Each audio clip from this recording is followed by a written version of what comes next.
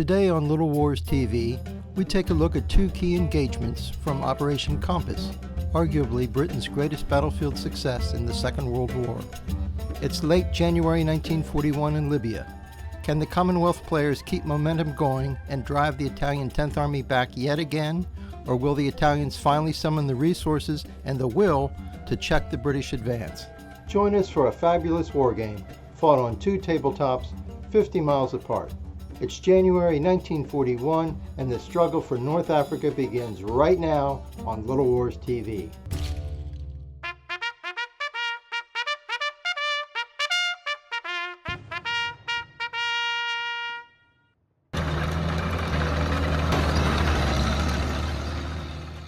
Welcome to the first of what I hope will be a series of games showcasing my favorite campaign of World War II, the seesaw struggle for the Western Desert between the British Commonwealth and Italian and German armies. I have plans for Crusader, Gazala, and Alamein, and will be refighting these famous battles using GHQ's 1/285th scale miniatures and their hex-based terrain maker system. Churchill described Alamein as the end of the beginning. Today, we're turning back the clock to Operation Compass, the beginning. Both sides field quirky, mechanically unreliable, multi-turreted tanks and tankettes. We pick up the action on day 47 of what was to have been a week-long British offensive. The Italians have been bounced out of their desert encampments inside the Egyptian border. Bardia has fallen, so too has Tobruk. On the Italian right, elements of the British 7th Armored Division attempt to destroy a counterattacking Italian armored brigade at Mechili. The next day, the action shifts to the Italian left flank some 50 miles away as the defenders of Derna airfield brace for an attack by a reinforced battalion of the Australian 6th Division. At Mechili, the British night approach march was completely bollocksed, and the 7th Armored Division is scattered across the desert for 50 miles in every direction. The 4th Armored Brigade has drawn the short straw. They must attack immediately and hope that the rest of the division catches up quickly. It really needs to be quick. The 4th Armored Brigade is scattered just like everyone else, and their leading regiment is equipped almost exclusively with the Mark 6B light tank, a speedy little vehicle better suited to imperial policing than mechanized warfare. The Mark 6B has paper-thin armor and only carries machine guns for armament. Our British player, Tom, doesn't know it, but the situation is worse than he thinks. The Italian force at Mechili fields significant numbers of Italy's new medium tank, the M1340. Although painfully slow, the new Italian tank carries a 47mm gun in a turret and will prove to be a worthy foe. After fighting and motoring for nearly 50 straight days, the British tankers are tired and their vehicles desperately need maintenance.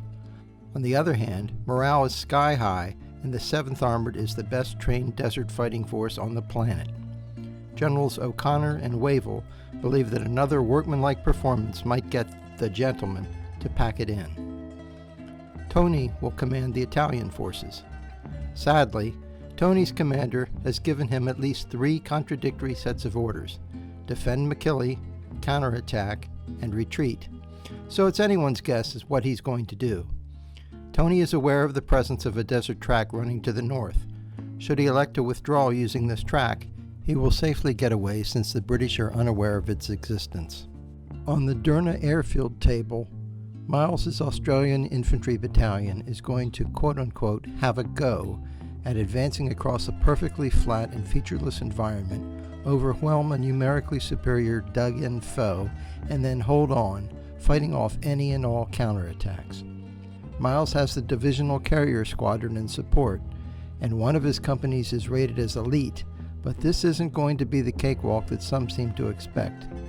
Greg will be playing the Italians, and his force, centered around a Libyan paratrooper battalion, has only to hold on to the airfield buildings. For today's games, we'll be using a Fistful of Toes 3 with a few minor changes. Because I like my games to move, I'm doubling movement rates, weapon ranges, and spotting distances. I'm also sparingly introducing desert-themed Fog of War cards. The intent is to occasionally generate some unusual, but still plausible events without having to add pages and pages of rules to accomplish it. So we're here today in the Western Desert. Miles and I are part of the British and Commonwealth forces, trying to turf the Italians out of the Derna line. I am commanding the Australian force. I'm Lieutenant Colonel T.S. Lausch. And in honor of the Australians and the wonderful, wonderful contribution Australia has given to the world, from Paul Hogan to Vegemite to Aussie Man videos, I'm going to be speaking in a very authentic Australian accent. We're going to have a ripper of a game. Fortunately, I am Brigadier JAL Blood Conter, and the role here is I'm commanding the British 4th Armored Brigade, and our job is to secure Mechili. And I'll be attacking Derna airfield and attempting to do as much damage as possible with my forces. Right, so we're about, 50 miles apart? Yes, I don't think I can call for help. We're on our own. Yeah. So I think my challenge here is I'm rolling up with Mark 6B tanks with light machine guns. I'm going to have to stall for time and wait for the rest of the forces to come up. My table is fairly open. I don't really have a large amount of anti-tank, and I'm going to have to move straight across the field as fast as I can and probably actually ignore most of the Italian defenders on my right flank. Well, best of luck, mate. Hold on. Have a fair dinkin' game. Foster's. So every time we play World War II in the club and there's a game where there are Italians involved, which, to be fair, isn't often, I do always volunteer to play the Italians. I think the primary reason is because you get this conception from reading popular history that the Italians are incompetent, that they're cowardly, completely ineffectual. But when you actually study the course of the entire war, not just in North Africa, you find out that the Italians do fight very hard. And if you just look at casualties alone, the Italians suffer like 300,000 dead soldiers throughout the course of the war, which, if you line up like all the major combatants and powers, it ranks pretty high. I think they're like right behind the British in terms of killed. But Operation Compass is interesting to me because I feel like this is where the myth of Italian incompetence and cowardice really begins. And in Operation Compass, which we're playing today, it's not really a myth. I mean, this is probably the worst Italian performance of World War II. Yeah, I would like to point out that whenever there's a World War II Italian game, I seem to get conscripted to play the Italians by virtue of the fact that my name ends in a vowel. Just putting that out there. Marano, yes. Well, today, who are you playing today? I am playing Lieutenant Colonel Tonini of the Airborne. So I actually have some parachute troops on my table. You and I are on different tables here. I'm at the Derna airfield, and the parachute troops are above average quality for the Italians. A lot of the Italian stuff in Operation Compass is really bad equipment and really low quality troops. But on my table, I do have some decent quality troops. I do have a small amount of good quality troops available to me. I'm playing General Babini, who is the commander of an armored brigade. I'm faced with some conflicting, confusing orders from Rome. So I think what I'm going to concentrate on is wrecking the British attacking force. So you're not holding up in the fort? I'm not going to holding up in the fort, it's an armored formation. There's no point in trying to hold a fixed fortification with armor. Preserving my force allows them to capture the town and the fortress. So I'm going to go with my third option amongst the confused orders from Rome, and I'm going to attempt to attack and destroy as much of the British force as I can. Yeah, that's nice. I'm going to attempt to not die, which historically is something that the Italians fail at the Derna airfield. We lose the airfield.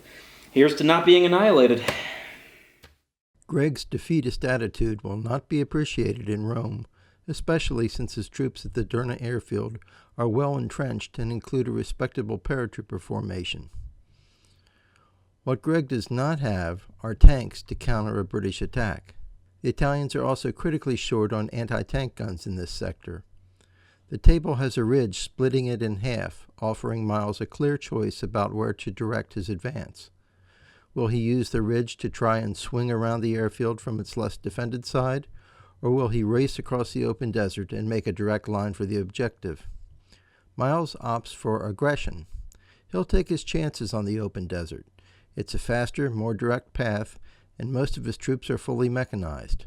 Moreover, Miles is well aware of Greg's deficiency in long-range heavy weapons, so perhaps the open desert won't be so dangerous after all.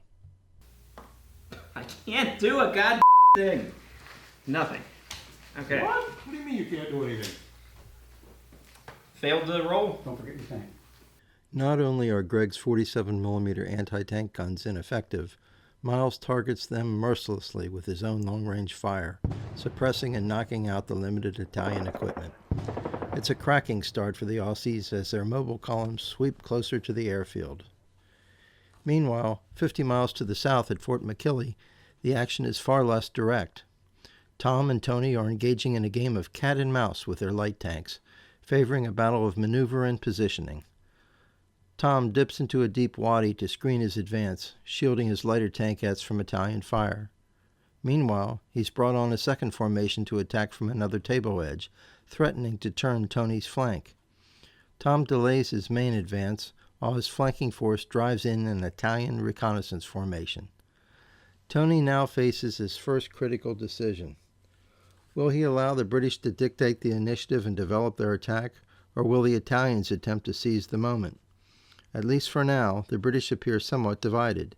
Tony doesn't want to sit on the defensive.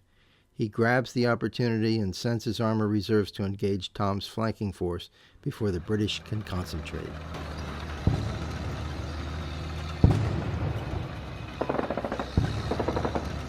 Tom pulls back behind a small hill, now contemplating a counterattack of his own. His light tanks are no match for the heavier Italian M1340. It's commonly assumed that Italian tanks in North Africa were substandard equipment, but that's not always true. Here's how the M1340 stacks up against the British Mark 6B and Fistful of Toes. The M1340 has an armor rating of 3 from the front and the rear, and its 47mm gun is rated as penetration 3. The Mark 6B only has armor 1 from the front, and her Vickers machine guns have no penetration ability at all. So just remember, it's not always the case that the Italians are outgunned in North Africa. Back on the northern table at Derna, Miles continues to race towards the objective at full speed, hoping his rapid advance will overwhelm the paratroopers dug in at the airfield. But as the Australians press closer, they hear the unmistakable quickening thud of 20mm anti-aircraft guns.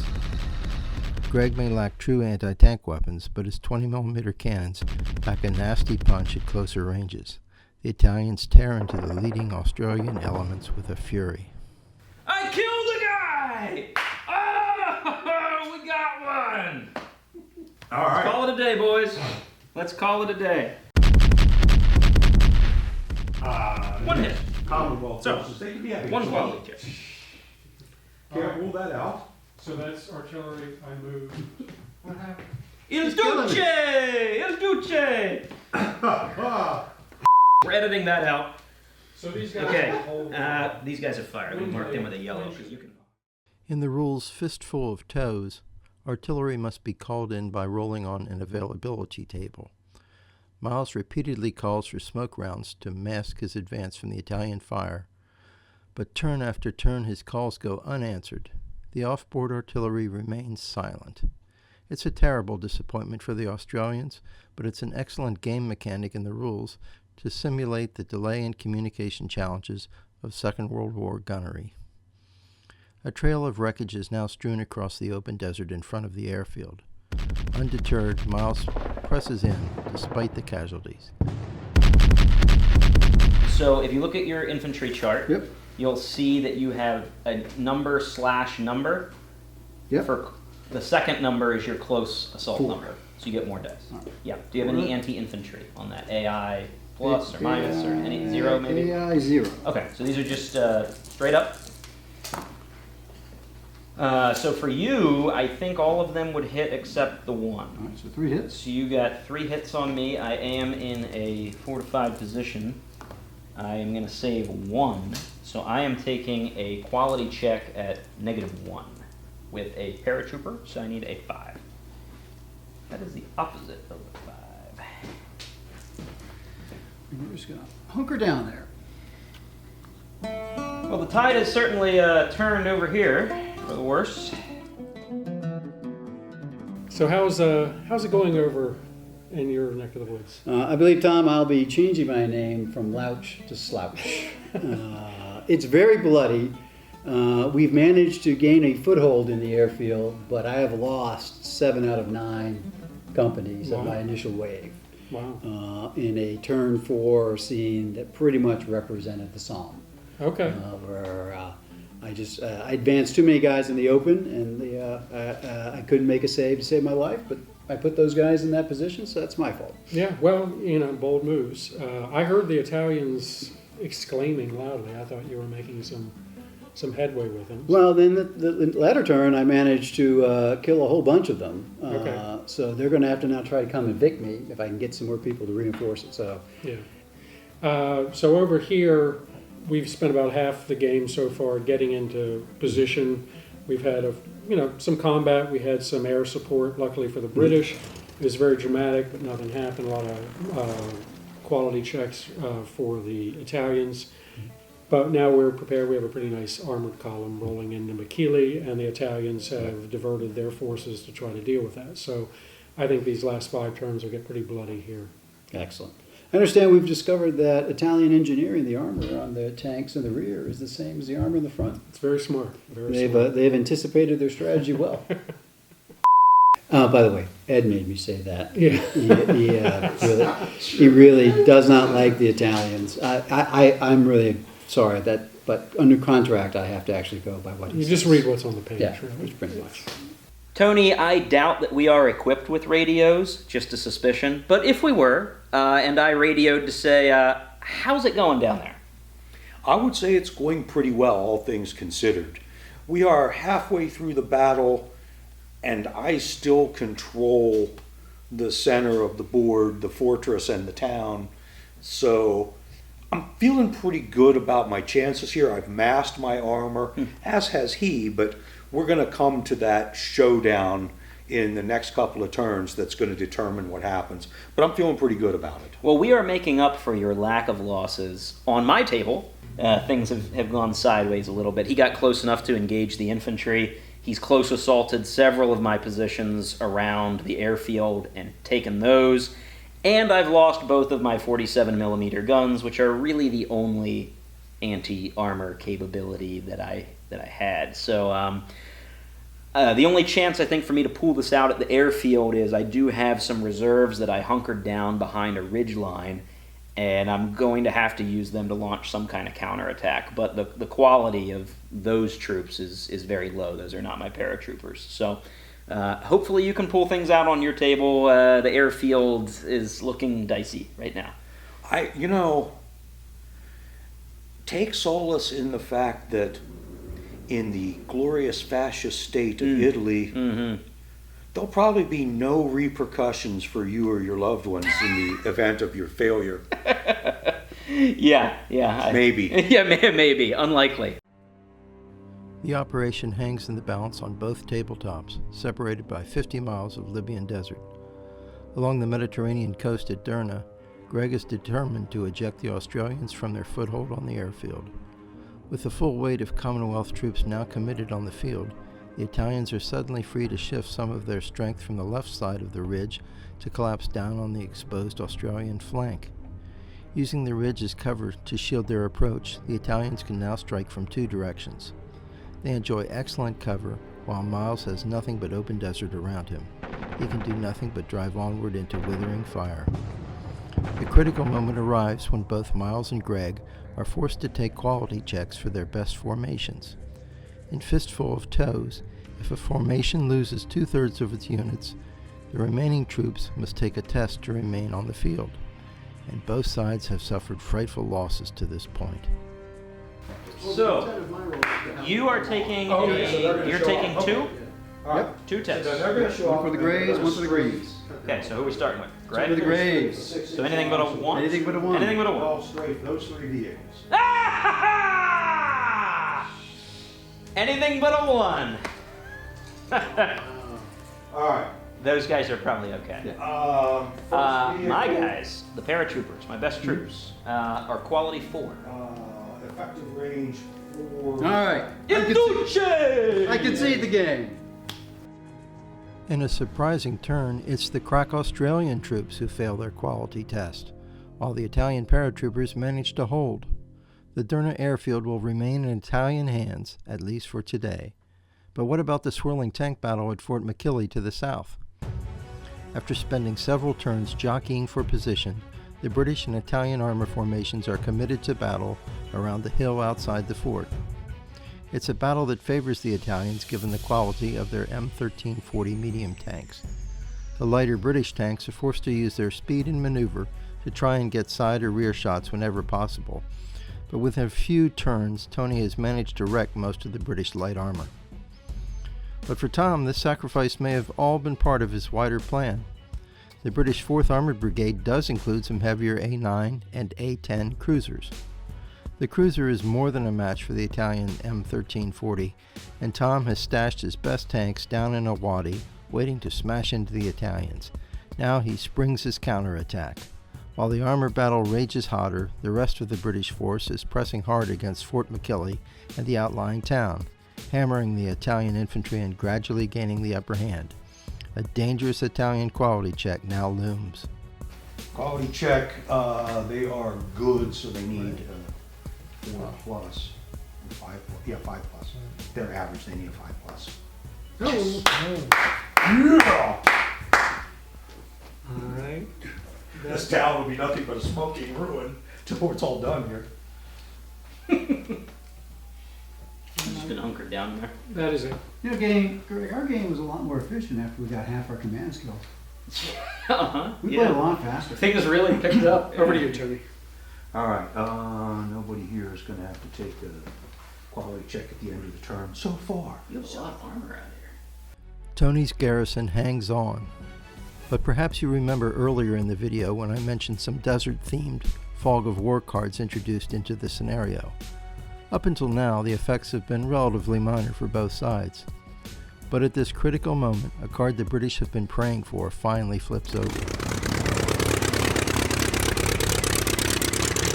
Whoa, wait, what? That has like 2 engines and a bomb bay? This is not looking good. Retractable gear as well, I might add. Oh, that's fancy. Okay, so that's gonna be a medium bomb load? Hit the town. Yeah. Okay, so 2-inch radius, so basically you can cover everything in a hex. Oh yeah, that's gonna suck tons. Oh look, somebody's already destroyed my anti-aircraft gun. That's unfortunate. It's all part of the plan. I'm sure Tom wanted to target the Italian armor with his air support, but he resists that temptation and instead bombs the town. The bombing run suppresses and forces quality checks on the weary Italian infantry. The result loosens Tony's grip on Mechili just enough for the British to press home an infantry assault and seize a small part of the smoking, burned-out ruins of the Libyan town.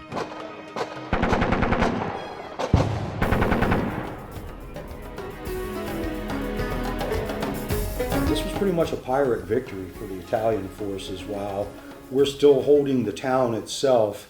Our armor force has been pretty crushed. We have a lot of burning vehicles and much of our armor was driven from the field. So tomorrow's going to be a tough day. We're clearly in the suburbs. We have you cut off. I do like the way that Fistful of Toes represents the difference in unit quality with the quality checks. I mean, you know, a lot of the Italian units, you're looking for a 4 or a 5 to pass, and the British units are looking for 2s or 3s. So you do get to see that huge disparity in the staying power of the units. And it's also great when you get to watch the British player roll 4 or 5 ones in succession order. The ones helped. I'm not going to lie. The ones did help.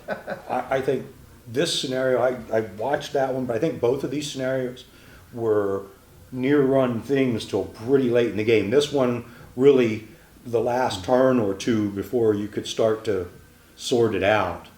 And that's a sign of a good scenario and a good rule system. I might not have given Tom enough time. Well, I think there was enough time, Ed. I mean, I think we had about half the game. I was in shooting range, but honestly, with the town, once you shoot up things, I ran out of targets at some point. Tom, don't flip the table.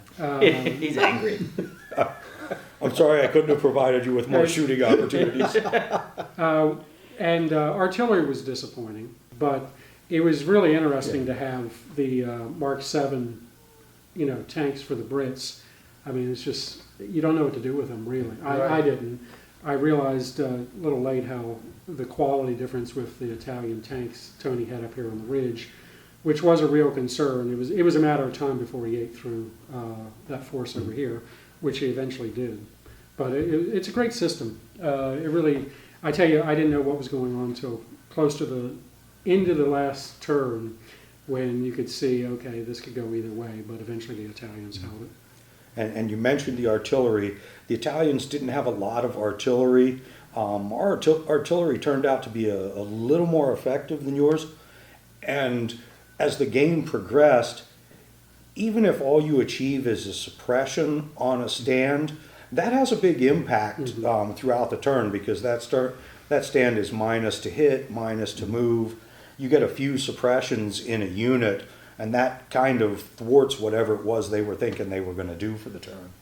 One thing I was liking with Fog of War cards, I had 2 of those and used both. One was a repair a vehicle, an AFE, and one was a re-roll a morale check. So, Are those part of Fistful of Toes, or did you come up with that? I think I stole it from Frank Chadwick. Yeah, I agree. Yeah, those are a nice little wrinkle. I wouldn't know. In 10 turns, I failed to roll well enough to get one.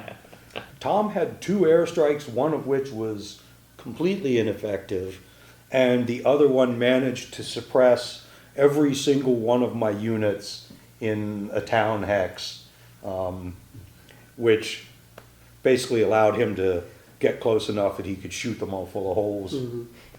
Thanks for putting it on, Ed. It was a Absolutely fantastic. fantastic. Thank you. Thanks for playing, fellas. It was a lot of fun. Beautiful tape.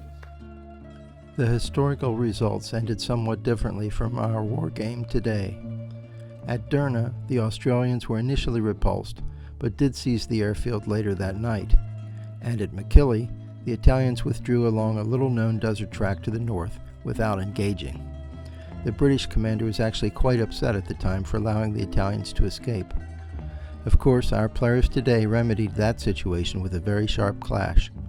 The Italians gave the Commonwealth forces a bloody nose in our war game, much bloodier than in 1941. Thanks for joining us in North Africa for Operation Compass, one of the earliest chapters in the struggle for the Western Desert. On February 11th, just 2 days after Operation Compass ends, Erwin Rommel will be given command of the newly created Africa Corps, a German expeditionary force ordered to shore up the crumbling Italian position in Libya. But Rommel will do far more than that, setting the stage for some of the most famous battles of the Second World War. Would you like to see these battles here on the channel? If so, let us know in the comment section. Should we return to North Africa for the rest of the story? I said at the start of this video, the campaign in the desert is one of my favorites. Coming up next, I'll assess British generalship in North Africa throughout the war in the desert. What happens to Generals Wavell and O'Connor, the architects of victory in Operation Compass? Are the generals who followed them any better? And what about Montgomery? Where does he stack up against his predecessors in the desert? Until then, thanks for watching today's war game. Keep calm and carry on.